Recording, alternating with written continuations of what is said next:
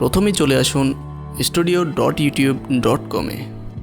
Video crop করার জন্য প্রথমে এখান থেকে ভিডিও সেকশনে যান।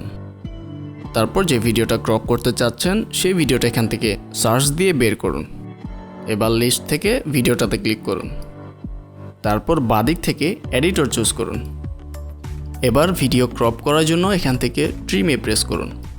তারপর নিচে দেখতে পাচ্ছেন নতুন একটা অপশন চলে আসছে, স্প্লিট, ক্যান্সেল অ্যান্ড প্রিভিউ।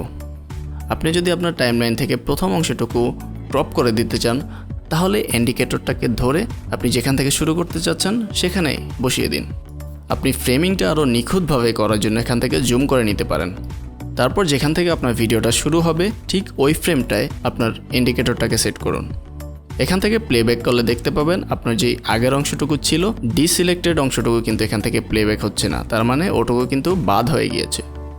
আপনি যদি ভিডিওর মাঝখান থেকে কোনো অংশ বাদ দিতে চান তাহলে ওই জায়গায় ইন্ডিকেটরটাকে সেট করুন। তারপর এখান থেকে স্প্লিট বাটনে প্রেস করুন। দেখতে পাচ্ছেন ভার্টিক্যালি আরেকটা ইন্ডিকেটর এখানে অ্যাড হয়ে গিয়েছে। এবার সেটাকে ধরে আপনি পিছনে নিয়ে আসুন। সো এবার ডিসিলেক্টেড অবস্থায় যে অংশটুকু আছে সেই অংশটুকু কিন্তু আপনার ভিডিওর টাইমলাইন থেকে ক্রপ হয়ে যাবে। আপনি সেটা কিন্তু নেক্সট টাইম আর আনডো করতে পারবেন না। সো আপনি যদি প্লেব্যাক করে দেখেন তাহলে দেখবেন যে আপনার ওই ভিডিওর অংশটুকু স্কিপ করে নতুন জায়গা থেকে শুরু হচ্ছে।